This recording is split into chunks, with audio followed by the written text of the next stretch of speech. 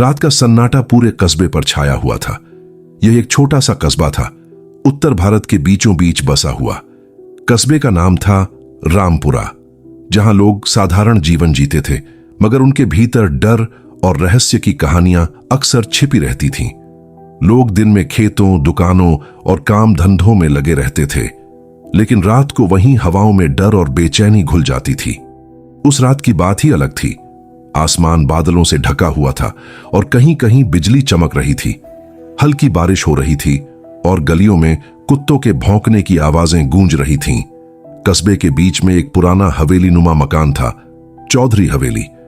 कभी यह जगह कस्बे का गौरव हुआ करती थी, लेकिन अब लोग इस हवेली को मनहूस कहते थे।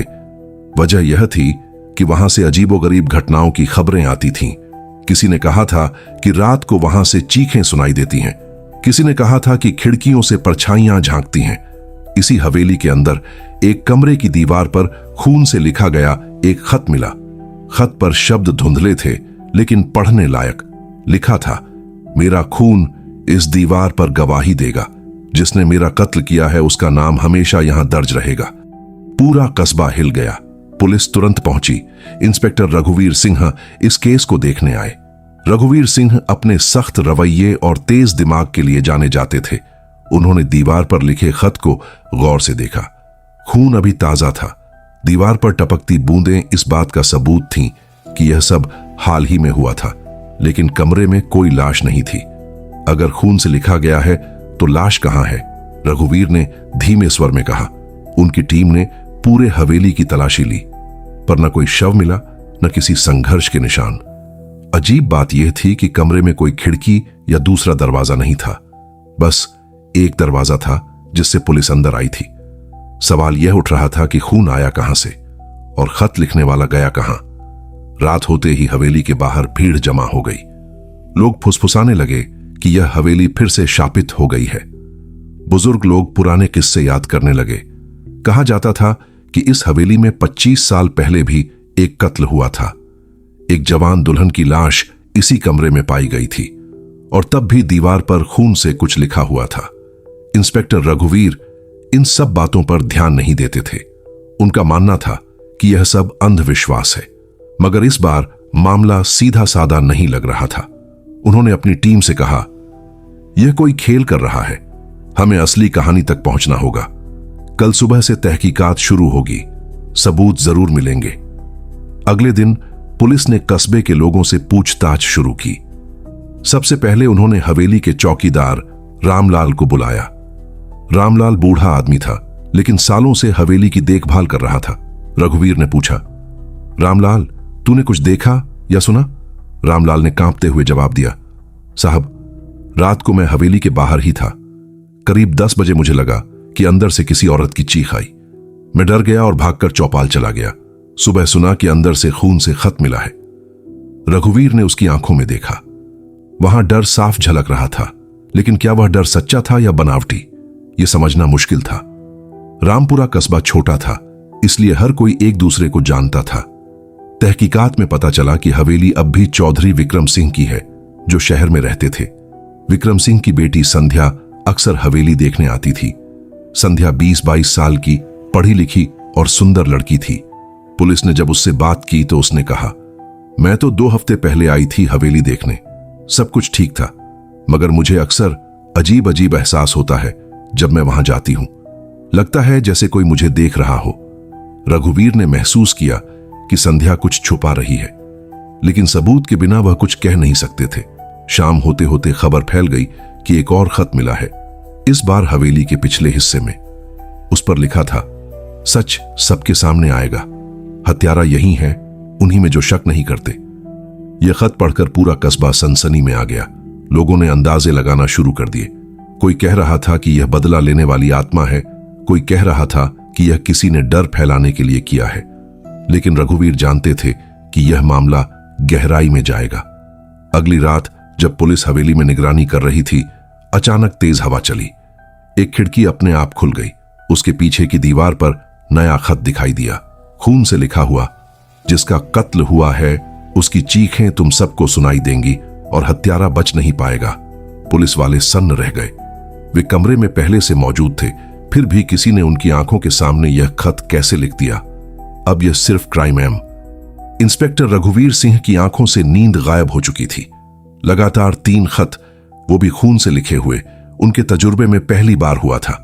पुलिस का पूरा अमला चकरा चुका था। रात दिन निगरानी के बावजूद खत लिखे जा रहे थे, और सबसे बड़ी बात, अब तक कोई लाश नहीं मिली थी। दूसरे दिन सुबह रघुवीर ने अपनी टीम के साथ फिर से हवेली की तलाशी ली। उन्होंने एक एक ईंट, एक एक कोना खंगाल डाला, पुराने तहखानों तक उतरे। अचानक तहखाने की मिट्टी में उन्हें एक टूटा हुआ हार मिला। यह हार पुराना था, लेकिन उस पर खून के धब्बे जमे हुए थे। यह हार किसका हो सकता है? रघुवीर बुदबुदाए। जांच में पता चला कि यह हार चौधरी परिवार की बहू शकुंतला का था, जिसकी 25 साल पहले हवेली में हत्या हुई थी। यानी मामला सीधे पुराने कत्ल से जुड़ा हुआ लग रहा था। रघुवीर ने चौधरी विक्रम सिंह को बुलाकर पूछताछ की। विक्रम सिंह अब अधेड़ उम्र के थे। उन्होंने कहा, हां, शकुंतला मेरी भाभी थी। उसकी हत्या के बाद हमारा परिवार बिखर गया। भाई ने भी कुछ सालों में सब छोड़ दिया और शहर चला गया। मगर वह मामला तो पुराना है, अब उसे क्यों खोदा जा रहा है? रघुवीर ने शांत स्वर में कहा, मगर सर, खून से लिखे खत उसी पुराने केस से जुड़े लग रहे हैं। कोई हमें अतीत की तरफ धकेल रहा है। विक्रम सिंह के चेहरे पर बेचैनी झलक रही थी। इसी बीच कस्बे के लोग तरह तरह की कहानियां बनाने लगे। कोई कहता, शकुंतला की आत्मा बदला लेने लौटी है। कोई कहता, यह चौधरी परिवार के किसी राज का खेल है। रात को हवेली में पुलिस निगरानी कर रही थी। अचानक हवेली के आंगन से हल्की सी सरसराहट सुनाई दी। सब भाग कर पहुंचे। वहां जमीन पर एक सफेद कागज पड़ा था। उस पर खून से लिखा था, सच्चाई उस लड़की को पता है जो यहां आती रहती है। सबकी नजरें तुरंत संध्या पर जा टिकी। रघुवीर ने संध्या को बुलाया। उसने पहले तो इनकार किया, लेकिन दबाव बढ़ने पर उसने कहा, मैं झूठ नहीं बोलूंगी। सच यह है कि जब मैं हवेली आती हूं, मुझे हमेशा अजीब आवाजें सुनाई देती हैं। कभी औरत की चीख, कभी कदमों की आहट। और 2 हफ्ते पहले मैंने उस कमरे में किसी को चलते हुए देखा था, मगर जब मैं पास गई तो वहां कोई नहीं था। रघुवीर उसकी आंखों में देख रहे थे। क्या वह सच बोल रही थी या डर के कारण कहानियां गढ़ रही थीं? इसी दौरान तहकीकात ने एक नया मोड़ लिया। गांव के कुछ लोगों ने गवाही दी कि उन्होंने हवेली के आसपास एक अजनबी आदमी को घूमते देखा है। वह दुबला पतला, लंबा और अजीब सा दिखता था। लोग कहते कि उसकी आंखें सुर्ख थीं। कौन हो सकता है वह? रघुवीर ने सोचा। कुछ दिनों बाद हवेली के पास ही गांव के कुएं से एक लाश निकाली गई। लाश सड़ चुकी थी, मगर कपड़ों से पहचान हुई कि वह कस्बे का ही एक नौजवान था, अरुण करीब 25 साल का था और कुछ महीनों से लापता था। पुलिस ने पहले ज्यादा ध्यान नहीं दिया था, लेकिन अब उसका मरना इस केस से जुड़ गया था। अरुण की जेब से जो कागज मिला, उस पर लिखा था, जिस राज को मैंने देखा उसने मेरी जान ले ली। पूरा मामला और उलझ गया। अब खून से लिखे खत, शकुंतला की पुरानी हत्या, अरुण की नई लाश, सब आपस में जुड़े हुए लग रहे थे। रघुवीर ने सबूतों की कड़ियां जोड़नी शुरू की। उन्हें लगा कि चौधरी परिवार के अंदर कोई गहरा राज छुपा हुआ है। उन्होंने गुप्त रूप से विक्रम सिंह की बेटी संध्या का पीछा करवाया। एक रात संध्या हवेली आई और सीधे उसी कमरे में गई जहां खून से लिखे खत मिले थे। रघुवीर छुपकर उसे देख रहे थे। संध्या दीवार को छूने लगी, जैसे कोई उससे बात कर रहा हो। उसके होंठ हिल रहे थे, मगर आवाज नहीं आ रही थी। अचानक उसने जोर से कहा, मैं सच सबको बताऊंगी। उसी वक्त हवा का एक तेज झोंका आया और कमरे की बत्ती बुझ गई। अंधेरे में चीख सुनाई दी। जब रघुवीर ने टॉर्च जलाई, संध्या जमीन पर बेहोश पड़ी थी। दीवार पर नया खत लिखा था, अगर उसने सच बताया तो उसकी मौत होगी। यह देखकर पूरा पुलिस स्टाफ सहम गया। रघुवीर को अब लगने लगा था कि यह खेल कोई चालाक इंसान खेल रहा है। वह जानता था कि इंसान के बिना खून से लिखे खत नहीं लिखे जा सकते, लेकिन यह कैसे हो रहा था, यह अभी भी रहस्य था। अगले दिन उन्होंने एक चाल चली। उन्होंने अफवाह फैलाई कि पुलिस ने असली हत्यारे को पकड़ लिया है।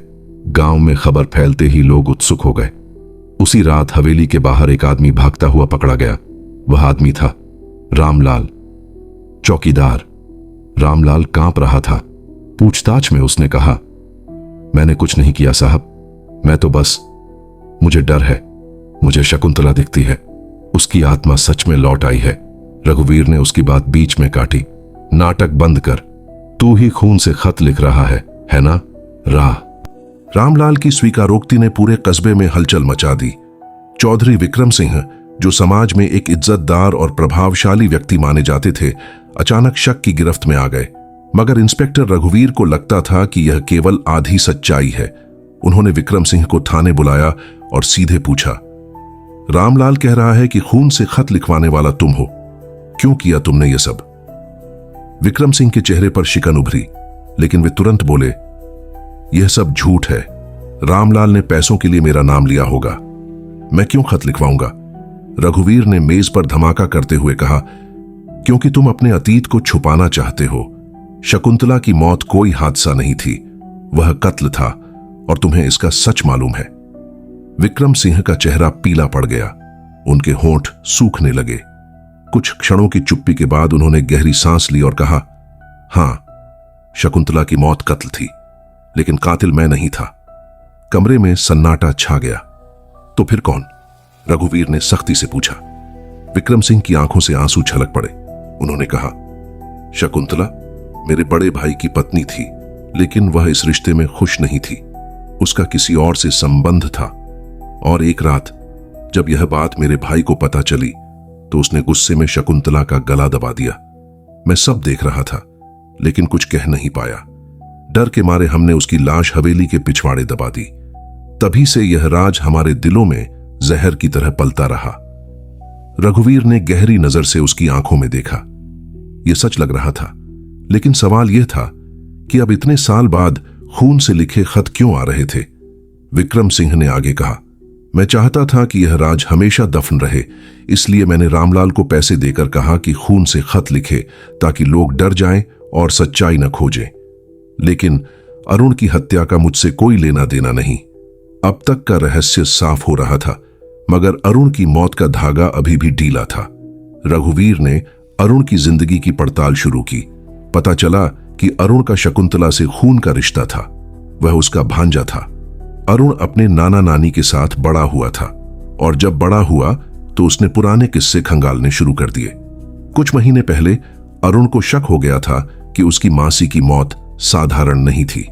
वह छुपकर हवेली गया, तहखाने की दीवार खोदी और वहां से हार निकाल लाया। वही हार जो बाद में पुलिस को मिला था। यानी अरुण ने सच का सुराग पा लिया था, मगर उसे यह राज किसी ने छुपाने नहीं दिया। रघुवीर ने सोचा, तो क्या विक्रम सिंह ही अरुण के असली कातिल हैं? लेकिन तभी एक और गवाही सामने आई। गांव का बुजुर्ग चरवाहा बोला, साहब, जिस रात अरुण मरा था, मैंने हवेली के पास एक औरत को देखा था। उसका चेहरा तो नहीं दिखा, पर उसके हाथ लाल थे। औरत? रघुवीर चौंक गए। धीरे धीरे सारी कड़ियां जुड़ने लगी।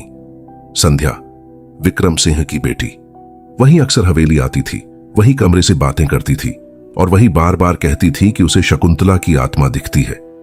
रघुवीर ने संध्या से सख्ती से पूछताछ की। पहले तो वह रोती रही, लेकिन जब दबाव बढ़ा तो सच बाहर आया। संध्या ने कहा, हां, अरुण मेरी मासी की मौत का सच जान गया था। उसने मुझे सब बताया और कहा कि वह यह राज पूरे कस्बे के सामने लाएगा, लेकिन पिताजी को यह सबक सहन नहीं होता। उस रात मैंने ही अरुण को रोका। मैंने उससे कहा कि वह यह सच सबके सामने न लाए, वरना सब बर्बाद हो जाएगा, मगर वह नहीं माना। गुस्से में मैंने उसे धक्का दे दिया और उसका सिर पत्थर से टकरा गया। खून बहने लगा। मैं घबरा गई। मैंने वहीं उसी के खून से कागज पर लिखा, जिस राज को मैंने देखा उसने मेरी जान ले ली, और फिर लाश को कुएं में डाल दिया। यह सुनकर सब स्तब्ध रह गए। यानी खून से लिखे खत का खेल विक्रम सिंह और रामलाल ने रचा था, लेकिन अरुण की असली मौत संध्या के हाथों हुई थी। रघुवीर ने गहरी सांस ली। इंसान की आत्मा ही उसका सबसे बड़ा दुश्मन बन सकती है। विक्रम सिंह अपने भाई के गुनाह को छुपाने में जिंदगी भर लगे रहे, और उनकी बेटी संध्या ने वही झूठ अपने कंधों पर उठा लिया। पुलिस ने विक्रम सिंह, संध्या और रामलाल तीनों को गिरफ्तार कर लिया। अदालत में केस चला। विक्रम सिंह पर हत्या छुपाने और सबूत मिटाने का केस चला। रामलाल पर झूठ फैलाने और डर का माहौल बनाने का, और संध्या पर अरुण की हत्या का। मगर जब जज ने संध्या से आखिरी सवाल पूछा कि उसने ऐसा क्यों किया, तो उसने सिर्फ इतना कहा, मैं नहीं चाहती थी कि मेरे पिता की इज्जत मिट्टी में मिल जाए, लेकिन मैंने कभी नहीं सोचा था कि एक धक्का अरुण की जान ले लेगा। यह मेरी सबसे बड़ी गलती थी। जज ने गहरी नजर से उसकी तरफ